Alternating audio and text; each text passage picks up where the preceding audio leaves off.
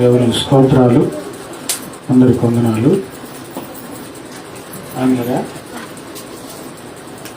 దైవ గ్రంథంలో నుండి కీర్తనల గ్రంథం 32వ అధ్యాయం.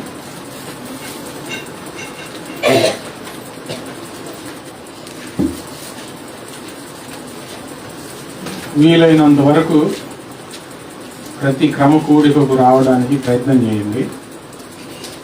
ఎందుకంటే ప్రభువు నాకు ఒక దర్శనాన్ని చూపించారు.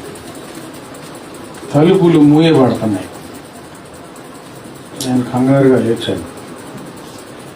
అంటే స్వార్థ మూయబడితే ఇంకా అప్పుడు మిమ్మల్ని ప్రార్థనకు రమ్మని పిలిచేవాళ్ళు కూడా ఉంటారు. ప్రార్థన చేయడానికి అవకాశం ఉండదు. ప్రభు చూపించారంటే ఖచ్చితంగా చాలా తొందరగా కాలం ముగించబడుతుందని అర్థం. తలుపులు ఇట్లా మూయబడుతుంది. ఇప్పుడు జరిగే పరిస్థితులు కూడా తలుపులు మూయబడిన తర్వాత ఇంకా విచ్చలబడి మారణప్పమాలు జరుగుతాయి. సువార్త వినపడదు, వినిపించనియరు అసలు. మీకు వీలైనంత వరకు ప్రభు సన్నిధిలో గడపడానికి ప్రయత్నం చేయండి. సమయం అంతా అయిపోయిన తర్వాత ఇక మీ సాగులే మీ మీద నేరాలుగా మారుతాయి. ఇంకో విషయం, ఒండ్రుపాళ్ళు అలా ప్రార్థన చేస్తూ కళ్ళు మూసుకొని ఉంటే ఒకళ్ళ మెడ ఇలా ఉంది, ఇరిచేసేసేసారు. విరవబడి మెడ విరిగిపోయింది. ఎవరో సాతాను చేతిలో ఉన్నారు. తలకాయ ఇరిచేసేసేసారు. దయచేసి సంఘంలో ఎవరికి కీడు రాకూడదని ప్రార్థన చేయండి. మీరు ఇంటికాడ ఏం చేస్తున్నారో తెలియదు. సంఘస్థుల కోసం మనం ప్రార్థన చేయడం మన బాధ్యత.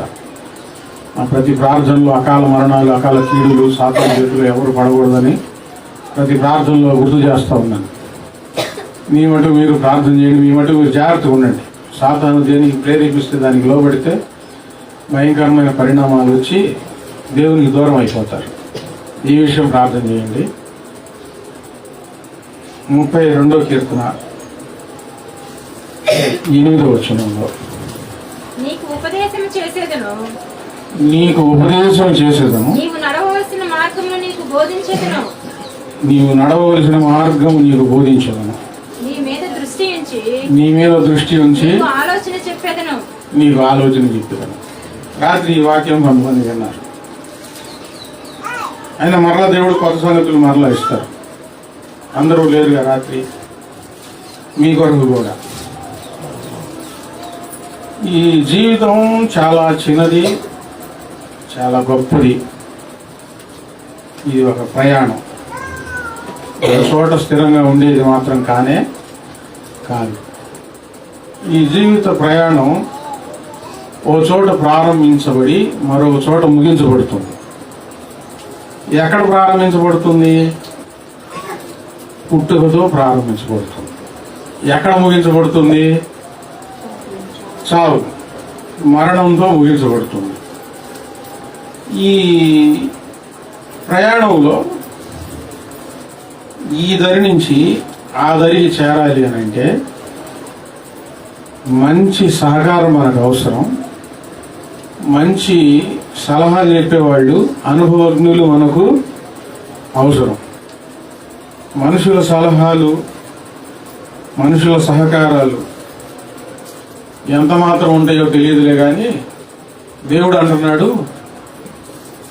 మీకు ఉపదేశం చేస్తాను, మీరు ఎలాగ నడవాలో మీకు బోధిస్తాను, మీ మీద దృష్టి ఉంచి మీకు ఆలోచన చెప్తాను అని అంటున్నాడు ప్రభువారు. ఈ జీవితంలో అందరికంటే ప్రమాదకరమైనవి ఈ సృష్టిలో ఎవరు? మనం ఈ దరి నుంచి ఆ దరికి చేరబోయే ముందు మనల్ని మహాబాధకు గురి చేసేది ఏంటి? బాధకు గురి చేసేది ఎవరు అంటే మనుషులే. అది రక్త సంబంధం కావచ్చు, బయట వారు కావచ్చు. పాముకి కూరల్లో విషం ఉంటే, తేలిక కొండెంలో ఉంటే మనిషికి నీళ్ళు వెళ్ళ విషయం ఉంటుందంట. మనుషులే ప్రమాదకారులు. మంచోళ్ళకి వీళ్ళకి ఏదైనా సహాయం చేయాలని సహాయం చేస్తామా? వాళ్ళు ఎలా మారుతారో తెలియదు జీవితంలో. దానివల్ల ఏం కలుగుతుంది? ఖచ్చితంగా బాధ కలుగుతుంది, భయంకరమైన బాధ కలుగుతుంది.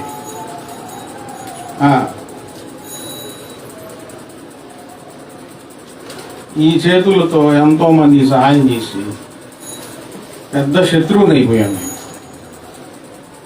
ఏంటి ఇలా జరుగుతుంది? ఎందుకు అంటే, ఎవరికైనా మనం సహాయం చేసేటప్పుడు కానివ్వండి, ఎవరితో అయినా పరిచయం కలిగి ఉన్నప్పుడు కానివ్వండి,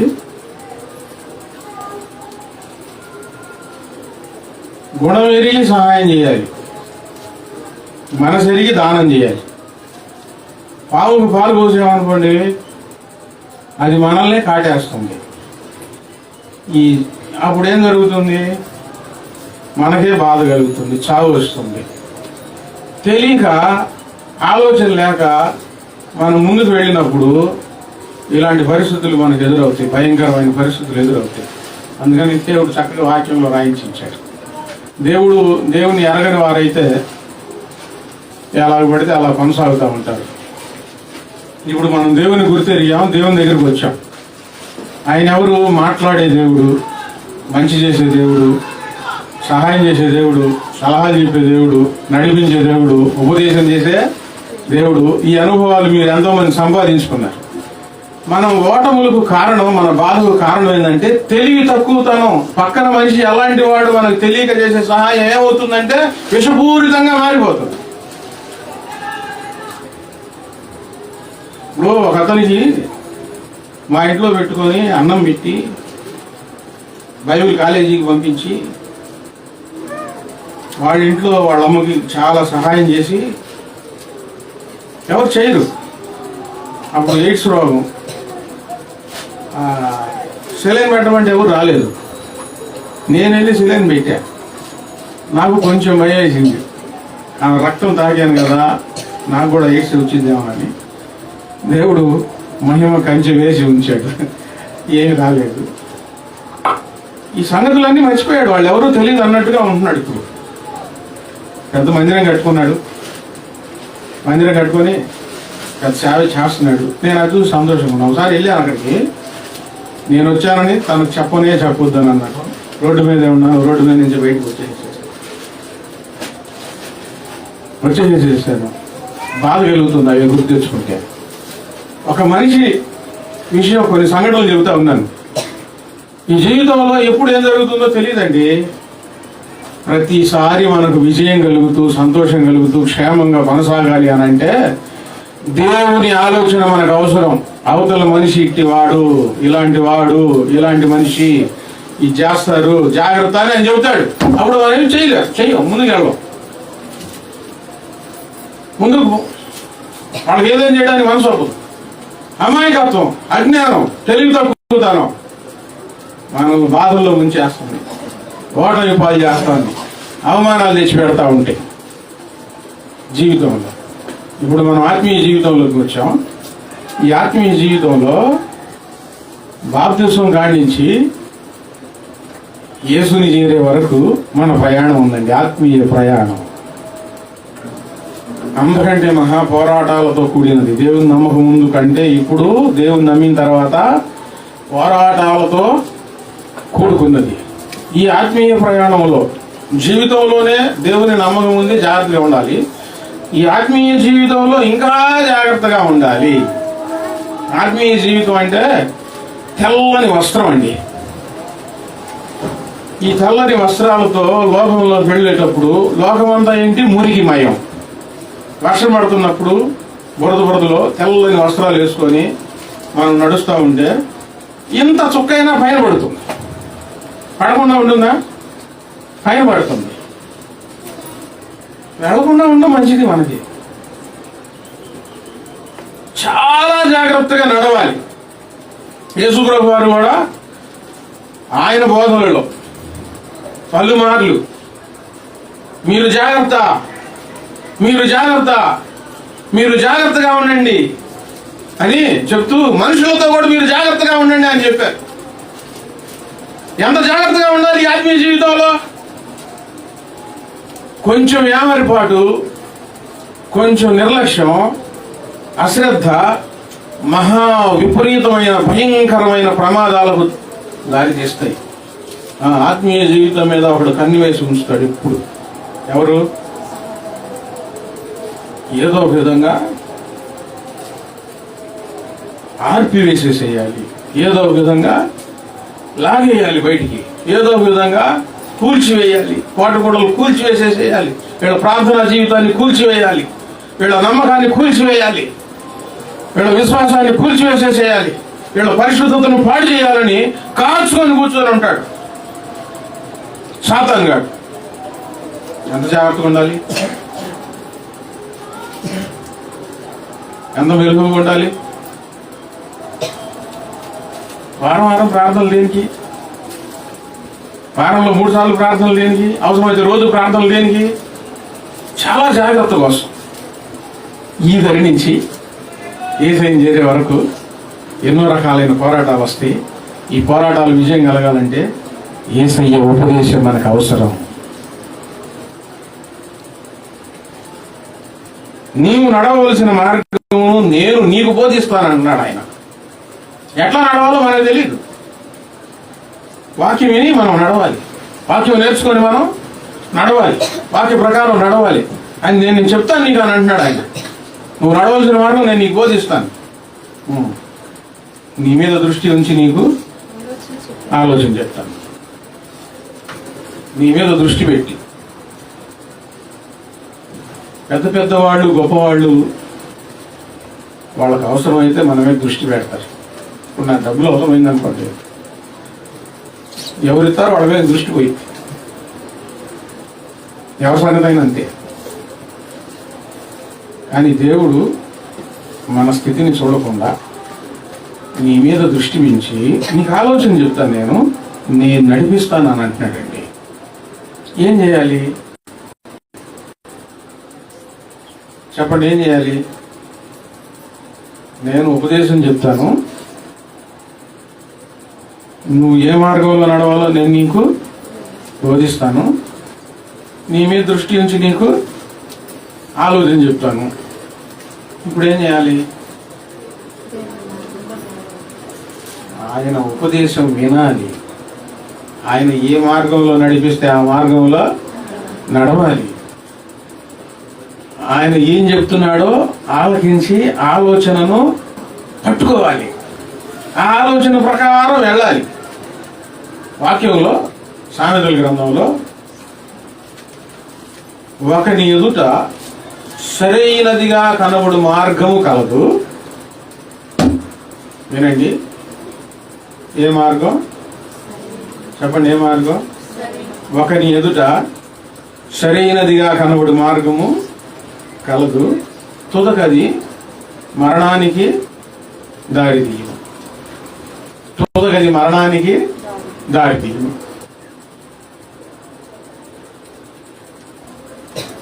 ఈ ఆత్మీయ జీవితంలో నేను వెళ్ళే దారి బాగానే ఉంది, నిజమే, కరెక్టే అనుకొని వెళ్తా ఉంటారే, వీళ్ళ గురించి రాయబడి ఉంది మూర్ఖులు. పిల్లల్ని కన్నా ఎలుగుబండి నేను ఎదుర్కోవచ్చులే కానీ మూర్ఖుణ్ణి ఎదుర్కోలేము. కరెక్టే, నిజమే, ఇలా వెళ్ళొచ్చు, ఏం కాదు, ఇది ఇలాగే. వాక్యం తెలిసినా తెలియకపోయినా వాక్యాన్ని లక్ష్య పెట్టరు. ఒకటి చెప్పండి. ఇప్పుడు నేను ఏం చేయాలి, ఈ సమయంలో ఏం చేయాలి, ప్రభు నాకేం చెప్తాడు అని వాక్యాన్ని లక్ష్య పెట్టరు. వాక్యం వినరు, మంచిదారే అనుకొని ప్రయాణం అయిపోతే ఈ దరి బాగానే ఉంటుంది, మధ్యలో కొంచెం కష్టంగా ఉంటుంది, ఆ చివరి ఏముంటుంది? మరణం. ఏముంటుంది? బాప్తిసం తీసుకున్న చాలా మంది పిల్లలు వాక్య అవగాహన లేకుండా, దేవునితో సహవాసం లేకుండా, దేవుని ఉపదేశం ప్రకారం నడవకుండా, దేవుని మార్గాల్లో నడవకుండా వారికి ఇష్టం వచ్చినట్లు చేసుకొని విరక్తి చెంది ఆత్మహత్య చేసుకున్న వాళ్ళు ఉన్నారు. చాలా మంది బాప్తిసం తీసుకున్నారు, ఆత్మహత్య చేసుకున్నారు. కారణం ఏంటి? వారి ఆలోచనలు ప్రకారం నడిచి ఆ ఆలోచనలు వెక్కసమైపోయినాయి. వారి ఆలోచనలు చివరికి ఏం ఎదురైంది? మరణం ఎదురయ్యింది. నేను చాలాసార్లు చెప్పాను ఓ సంగతి. నేను ఉద్యోగం చేసేటప్పుడు అదే కంపెనీలో నేను ఉద్యోగం చేస్తా ఉన్నాను, తను ఆఫీసులో పనిచేస్తాను, నేను ఫీల్డ్ ఆఫీసర్గా పనిచేస్తున్నాను. తను ఒక విషయం చెప్పింది నాకు. ఇద్దరు అక్క తమ్ముళ్ళలాగా ఉన్నారు. కొంచెం ఎక్కువ అలుసు ఇచ్చింది, ఎక్కువ స్వాతంత్రత ఇచ్చేసేసి. ఎంత స్వతంత్రత ఎంత అలుసు అంటే ఒకళ్ళ పళ్ళెంలో ఒకే పళ్ళెంలో ఇద్దరు తిన్నారు. ఈ విషయం కూడా తనే చెప్పింది నాకు. తను తెచ్చుకుని టిఫిను, తమ్ముడు రా తిందు అని చెప్పి తను పెట్టేది. లోకంలో ఉన్న వాళ్లకు దైవుని మర్యాద నడిచే క్రమం తెలియదు కాబట్టి అలా బ్రతుకుతాడు. దేవునిలో ఉన్న నువ్వు నేను ఏం చేయాలి? ఇంతకు ఆమె ఎవరు అంటే ఒక ప్రార్థనా పరురాలు కుటుంబంలో ఉన్న మనిషి. వాళ్ళ అమ్మమ్మ వాళ్ళ ఆయనమ్మ బాగా ప్రార్థనా పరురాలు. అందరూ ప్రార్థనకి వెళ్తారు. ప్రార్థనకి వెళ్తున్నారు కానీ దేన్ని లక్ష్యం చేయలేదు, వాక్యాన్ని లక్ష్యం చేయలే. వాక్యంలో కూడా ఉంది, నా మాటలను నీవు నీ వెనకకు తోసివేసేదావు. 50వ కీర్తన తీయండి. కీర్తనల గ్రంథం 50వ అధ్యాయం 17వ వచనం. ఏంటి? దిద్దుబాటు నీకు అసహ్యం కదా. ఏదైనా చెప్తే గద్దించి ఇట్లా చెయ్యొద్దు తప్పు అని చెప్తే అది అసహ్యంగా ఉంటుందండి. ఏంది నువ్వు నాకు చెప్పేది? నాకు తెలుసులే అనే మాట దిద్దుకోరు. నేనేమన్నా తప్పు చేస్తున్నానా? నాకు అనిపించట్లేదు ఇది తప్ప, సరే నేను సరి చేసుకుంటాను అనే మాట రాదు. నువ్వు నాకు చెప్పేది ఏంది? నాకు తెలుసులే. అసహ్యం, దిద్దుబాటు అసహ్యం. వినరు. నీవు నా మాటలను నీ వెనకకు త్రోసివేసేదు. దేవుని వాక్యాలు ఏం చేస్తున్నారు? పక్కకి నెట్టేసేసి వాళ్ళ ఎదుట సరైనదిగా కనబడుతుంది మార్గం, ఆధారాలు వెళ్తున్నారు. ఒకరోజు ఆమె ఎదురుపడి రోడ్డు మీద, అది కూడా ఆఫీసులో కూడా కాదు, ఆడు ఇంట్లో కూడా కాదు, రోడ్డు మీద నిలబెట్టేసేసి అక్క నువ్వు లేకుండా నేను బ్రతకలేను, మందాకి చచ్చిపోతాను, ఈ సమస్య నేనేం చేయాలి పాస్టర్ గారు అని అడిగింది. అనుభవించమ్మా, కర్మ అమ్మ అనుభవించాలి, చేసుకుని చేతులారా చేసుకుంది. మనకి దారి చూపించడానికి దేవుడు ఉన్నాడుగా, ఉపదేశం చేస్తాడుగా, ఏ మార్గంలో నడవాలో నడిపిస్తాడు కదా, చేయబట్టుకొని నడిపిస్తాడా లేదా? అటువంటి అనుభవం మనం చూస్తున్నామా లేదా? ప్రార్థనలో ఉంటూ దేవుని వాక్యాలు వింటూ చక్కగా వాక్యాన్ని అనుసరించకుండా నీ ఇష్టమైన మార్గంలో నడిచి ఇప్పుడు మరణం ఎదురైన తర్వాత ఏం చేయాలంటే ఏం చేయాలి? ఎవరు ఏమీ చేయలేదు. భర్తకు తెలిస్తే ఏమవుతుంది? ఆ విషయం ఏమవుతుంది?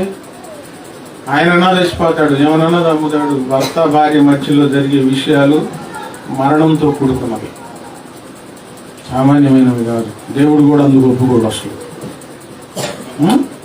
వ్యభిచారం చేయలా, తప్పు చేయలా, పరిస్థితి అందాక వచ్చింది, చాలా భయంకరంగా మారింది. దేవుడు అవమానానికి అప్పు చెప్తాడు. మనకి ఇష్టం వచ్చిన దారిలో నడుస్తూ ఉంటే అవమానానికి అప్పు చెప్తాడు, అంతే. ఇక నిందల పాలైపోతాం, చివరి చావు చూడాల్సి వస్తుంది. దేవుడు ఏమంటున్నాడు? నేను మీకు నేర్పిస్తానని అంటున్నాడు, ఆలోచన చెప్తానని అంటున్నాడు. చదవండి 25వ అధ్యాయం కీర్తన గ్రంథం 8వ వచనం. యెహోవా ఉత్తముడును యథార్థవంతుడనై ఉన్నాడు.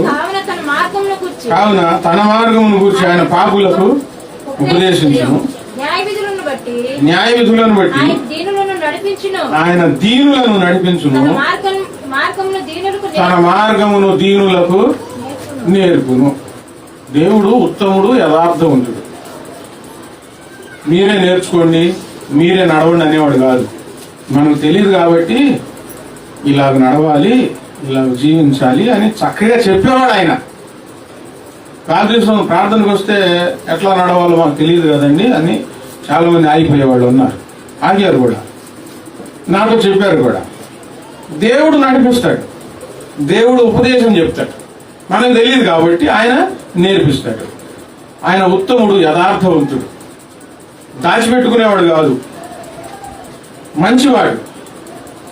చక్కగా సౌమ్యంగా నీ పొరపాట్లు సరి చేసుకొని మంచి స్థితికి వచ్చేటట్లు నేర్పించే దేవుడు ఆయన. ఆయన ఎవరిని నడిపిస్తాడు, ఎవరికి నేర్పిస్తాడంటే దీనులకు. చెప్పండి, ఎవరికి? దీనులకు. దీనులను నడిపిస్తాడు, దీనులకు నేర్పిస్తాడు. ఎవరికి నేర్పించడు, ఎవరిని నడిపించడు? చెప్పండి, ఎవరిని నడిపించడు, ఎవరికి నేర్పించడు? దీనులను మంచివారికి నేర్పిస్తాడంటే ఎవరికి నేర్పించడు? చెడ్డవారికి నేర్పించడు. మరి దీనులను నడిపిస్తాడంటే ఎవరికి నేర్పించడు? దీనులకు ఆపోజిట్ ఏంటంటే గర్విష్ఠులు. ఎవరు? వినరు, నాకు తెలుసు అనుకుంటారు. మీరు నేర్పిస్తారా? గర్విష్ఠులకి నేర్పిస్తారా? నువ్వు మాట్లాడే మాట మంచిది కాదు, ఇట్లా మాట్లాడాలని ఒకసారి చెప్పారు అనుకోండి, దాంట్లో ఉంది ఇట్లా అట్లా అనొచ్చు, ఏం కాదు, తప్పేం లేదు అని అన్నారు అనుకోండి. రెండోసారి కూడా చెప్తారు. లేదు 10 సార్లు చెప్పారండి, 10 సార్లు చెప్పినా కూడా తప్పేం లేదు, అట్లా అనుకోని అట్లా మాట్లాడచ్చు, అట్లా చేయొచ్చు అని అన్నారు అనుకోండి. ఇక మీరు చెప్పబుద్ధి అయిద్దా? చెప్తారా?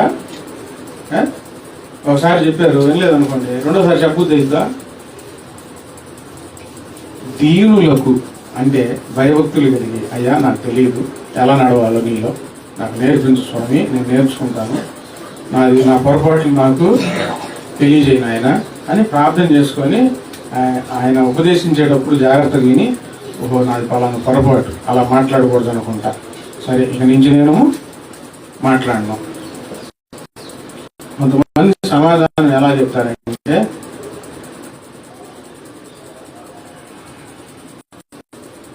అట్లా కసురుగా మాట్లాడవాక చిన్నగా మాట్లాడు, చక్కగా బుద్ధిగా మాట్లాడాలని చెప్పారనుకోండి. సౌమ్యులైన వారు ఊరుకోయా అసలు నీ సోదా, నీ సోది అంటే అలానే వాళ్ళు ఉన్నారు. నీ సోదా ఆగు, నీ సోది ఆగు అంటే ఇలా నేర్పిస్తాండి. నాకు తెలియదంటే నేర్పించబుద్ధి అవుతుంది.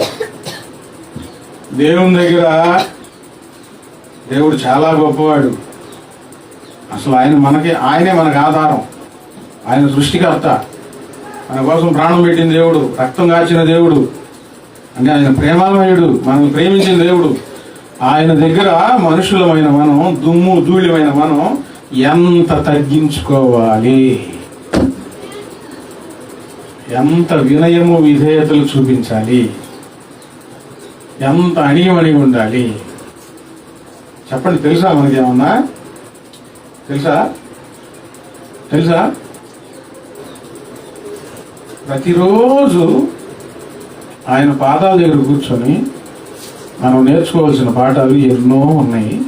ఆయన ఎవరికి నేర్పిస్తాడంటే దీనులను నడిపించి దీనులకు నేర్పిస్తాడు. గర్విష్ఠులకు ఎందుకు నేర్పిస్తాడు? వీళ్ళేమనుకుంటారు, నేను వెళ్ళేది కరెక్టే, నేను చేసేది కరెక్టే అనుకుంటా ఉంటారు. మరణం వచ్చిందాకా ఏమి చేయలేరు. రోమిలికి రాసిన పత్రిక 1వ అధ్యాయం 28వ వచనం. రోమిలికి రాసిన పత్రిక 1వ అధ్యాయం 28వ వచనం. మరియు వారు తమ మనస్సులో దేవునికి చోటు ఇయ్యనొల్లకపోయిరి గనుక చేయరాని కార్యములు చేయుటకు దేవుడు భ్రష్ట మనస్సుకు వారిని అప్పగించెను. అట్టి వారు సమస్తమైన దేవుడు పాపులకు ఉపదేశిస్తాడు, పాపులారా మారండి, మీ మాటలు, మీ చూపులు, మీ ప్రవర్తన మార్చుకోండి, ఇలాగ మాట్లాడాలి, ఇలాగ జీవించాలి, ఇలాగ ఉండాలని ఆయన ఉపదేశిస్తాడు. ఎంత చెప్పినా మారలేదనుకోండి, ఎంత చెప్పినా మనసులో చోటు ఇవ్వలేదనుకోండి, ఆయనే అంట భ్రష్టమైన కార్యాలు చేయడానికి అప్పచెప్తాడంట వీళ్ళని. దేవుడే అప్పచెప్తాడు. దేవుడు అప్పచెప్పిన తర్వాత వీళ్ళు ఏం చేయడం మొదలు పెడతారు, ఇంకా భ్రష్టమైన కార్యాలు చేస్తుంటారు. వాళ్ళకు బాగానే ఉంటాయి, చూసే వాళ్ళకి ఎబ్బెట్టుగా ఉంటాయి. భ్రష్టమైన మనసుకు అప్పచెప్తే దేవుడే అప్పచెప్పాడు కదా, కళలు దర్శనాలు కూడా వీళ్ళకి అనుకూలంగానే వస్తూ ఉంటాయి.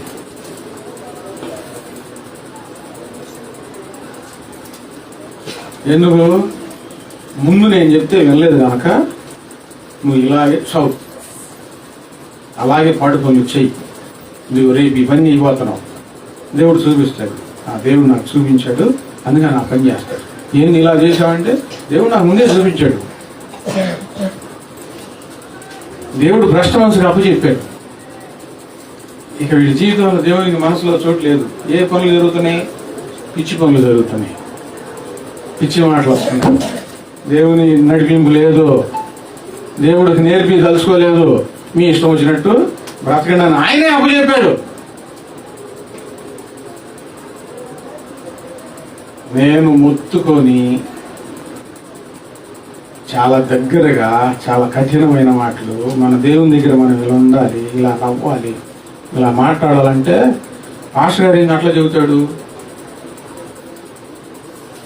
సుత్తో కర్రో ఇనప వస్తువు తలకి తగిలితే మోగరాన్ని కొట్టుకుంటూ జుమ్మనిద్దే అప్పుడు అర్థమైంది. దేవుని మర్యాద ఏంటో తెలియకుండా సంఘంలో నీ ఇష్టం వచ్చినట్లు నువ్వు నడుచుకుంటానంటే ఒకరోజు మహాభయంకరమైన శ్రమలకు, ఇబ్బందులకు నువ్వు గురి కాబడతావు. దేవుని దగ్గర నుండి శిక్షించబడతా ఉంటావు, దేవుని దగ్గర నుండి ప్రేమించబడుతూ ఉండవు. దేవుడు నేర్పించలేడు. దావీదు జీవితంలో దావీదు అంటాడు, బాల్యం నుండి నీవు నాకు ఉపదేశించుచూనే వచ్చితివి. చూపిస్తాను, కీర్తనల గ్రంథం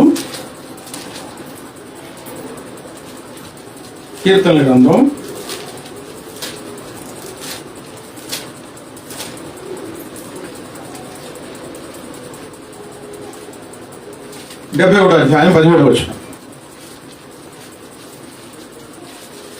కీర్తనల గ్రంథం 71:17. దేవా బాల్యం నుండి నీవు నాకు బోధించుచూ వచ్చితివి. ఇంతవరకు నీ ఆశ్చర్య కార్యములు నేను తెలుపుచూనే వచ్చింది. ఆగండి, ఎప్పటి నుంచి దేవుడు బోధించాడు? ఏం బోధించాడు దేవుడు? సరే చెప్పండి. ఆయన మార్గాలు బోధిస్తాడు, మనం జీవించవలసిన విధానాన్ని బోధిస్తాడు. పిచ్చి పనులు చేయమని బోధించాడా? పిచ్చి మాటలు మాట్లాడమని బోధించాడా? అబద్ధాలు చెప్పమని బోధించాడా? దేవుని బోధల్లో అబద్ధాలు, మాయలు, మోసాలు ఇవి ఉండవు కదా. ఆ దేవుడే నాకు చెప్పాడంటే నిన్ను భ్రష్ట మనసుకు అప్పచెప్పాడు. నువ్వు దేవుని మాట వినలేదు. నీకు నచ్చిన మార్గంలో ఈ మార్గం చాలా బాగుంది, కరెక్ట్ అని వెళ్తా ఉన్నావు కదా. అక్కడ ఏం జరుగుతుందంటే దేవుడు భ్రష్ట మనసుకు అప్పచెప్పాడు, అందుకని ఇవన్నీ నీలో జరుగుతున్నాయి.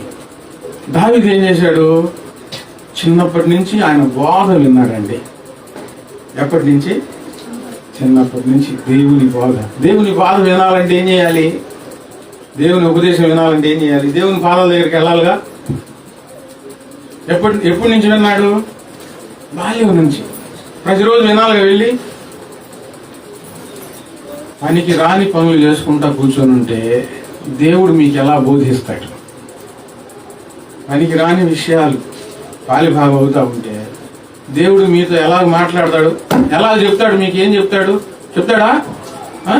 మనం శ్రద్ధ పెట్టి దేవుని దగ్గరికి వెళ్ళి బైబిల్ తెరిచి బైబిల్ చదువుకొని ప్రార్థన చేసుకొని, ప్రభువా నాతో మాట్లాడయ్యా, మళ్ళీ రేపు నేను ఇలా వెళ్ళబోతున్నాను, ఎలా ఉండాలి నువ్వు నాకు చెప్పు ప్రభువా అని అడిగితే అప్పుడు దేవుడు చెప్తాడు. అవునా కాదా? ఎవరి దగ్గరికన్నా పోయి అనవసరమైన ముచ్చట పెట్టుకొని కూర్చొని సమయం అంతా బాగొట్టుకొని దేవా నాతో మాట్లాడమంటే దేవుడు మాట్లాడతాడా? ఫోన్ తీసుకొని ఫోన్ చూసుకుంటూ కూర్చొని ఉంటే దేవుడు నీకు బోధిస్తాడా? ఆయన నీ దగ్గర వచ్చి బోధిస్తాడా? నువ్వు చేయకూడని పనులు, జీవించకూడని విధంగా జీవిస్తా ఉంటే ఆయన వస్తాడు, చెప్తాడు. ఏం చెప్తాడో తెలుసా? బైబిల్ బాగా చదివితే అర్థమైంది, నీకు చావు దగ్గరగా ఉంది అని చెబుతాడు.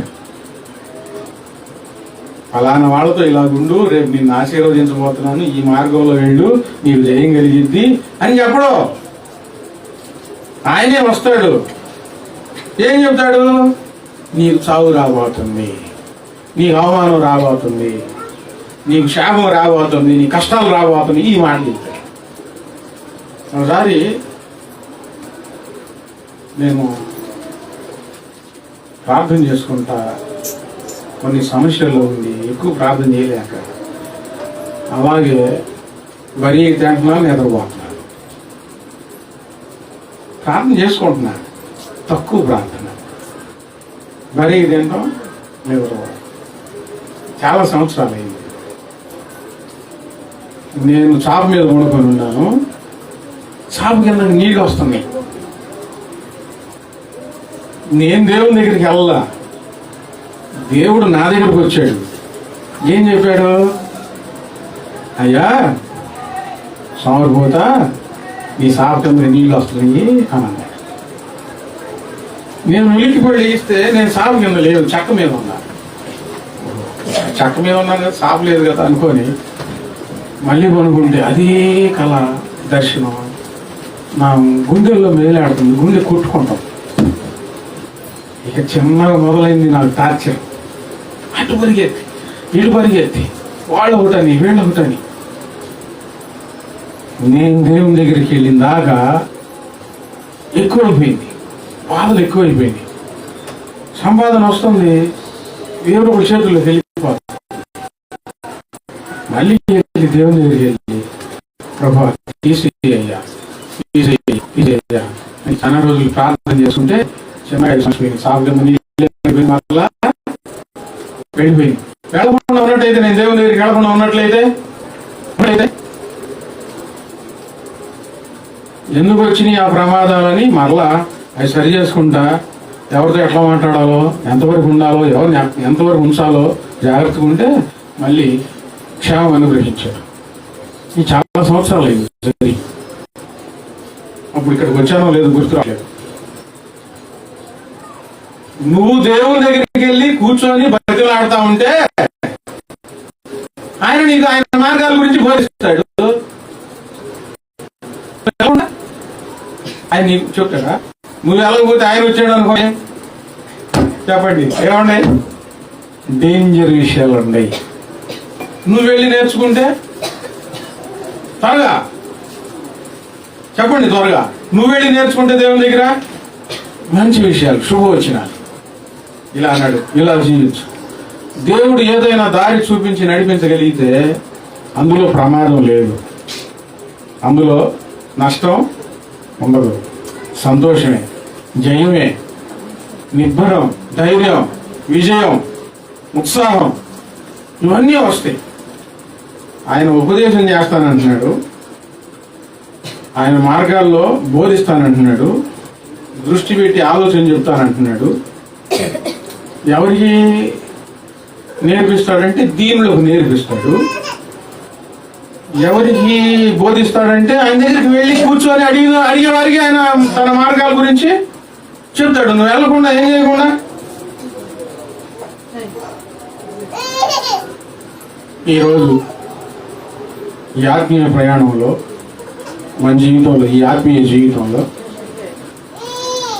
ఎంతవరకు వచ్చారు, ఎంతవరకు దేవుని గురించి నేర్చుకున్నారు, ఏ పనులు చేస్తున్నారు, ఏ మాటలు మాట్లాడుతున్నారు, అవి దేవునికి ఇష్టమేనా, దేవుడు నడిపిస్తున్నాడా, మీరు సొంతంగా నడుస్తున్నారా ఆలోచించుకొని ఇప్పుడు ఎవరి ప్రకారం నడవాలి చెప్పండి. ఎవరు చెప్పినట్టు వినాలి? దేవుడు చెప్పినట్లు. ఎవరి ఆలోచన ప్రకారం వెళ్ళాలి? దేవుని ఆలోచన ప్రకారం వెళ్ళాలి. లేకపోతే ఓటములు, దుఃఖాలు, నష్టాలు, భయానకరమైన సంగతులు జరుగుతాయి. ఈ ఆత్మీయ జీవితం ఒక అగ్నిగుండం లాంటిది, ఒక సింహాల బోను వంటిది. దేవుడు తోడు లేకపోతే, దేవుడు ఉపదేశం లేకపోతే మనం ముందుకు సాగలేము, ఆదరి చేరలేము. యేసయ్య దగ్గరకు మనము చేరలేము. మధ్యలో దొంగిలించబడతావు, మధ్యలో సాతాను నిన్ను కూర్చివేసేసిద్ది, మధ్యలో సాతాను నిన్ను మరణానికి అప్పచెప్పేసేసిద్ది. దేవుని కోసం మనం బ్రతికి దేవుని పనులు చాలా చేయాలండి, ఏ పూట కాపూట. సేవ ఎక్కువ చేయాలి. ఎందుకు భయంకరమైన పరిస్థితులు నీ జీవితంలో ఎదురవుతున్నాయి అంటే, సేవ చేసుకునే వారికి ఏమో వస్తాయి. బాగా నమ్మకంగా ఉన్న వారికి అగ్నిగుండం ఎదురు కాలేదా? అగ్నిగుండం చల్లారింది. అపనమ్మకంతో ఉన్న వారికి ఏమవుతుంది తెలుసా? అగ్ని జ్వాలలు దహించి వేస్తాయి, అవమానాలు పాలైపోతారు. నమ్మకంగా ఉండి ఎక్కువగా పరిచయం చేసుకుంటా, మనకి ఇష్టం వచ్చిన జీవితం కాదు, దేవునికి ఇష్టం వచ్చిన జీవితాన్ని మనము జీవించాలి. చెప్పేవన్నీ ఎడిపోతాయో, విన్నదంతా ఎడిపోతుందో, ఏమైపోతారు చివరికి? ఎదగరు, అలాగే ఉండిపోతున్నారు. అలా ఉండకూడదు. దయచేసి ప్రార్థన చేసుకొని ఎక్కువగా వాక్యం చదువుకోండి. దావీదు బాల్యం నుంచి దేవుడు బోధిస్తూ ఉంటే దావీదు ఏం చేశాడు? ఆయన ఆశ్చర్యమైన కార్యాలు జనానికి తెలియజేస్తూ వచ్చాడండి. ఆయన దగ్గర వినాలి, మనం అనుభవించాలి. ఆయన ఆశ్చర్యమైన కార్యాలు మనం ప్రజలకు చెప్పాలి. నా జీవితంలో దేవుడు ఎన్ని గొప్ప కార్యాలు చేశాడు అని ప్రార్థన చేసుకున్నాం. మోహరించి విన్న వాక్యాన్ని బట్టి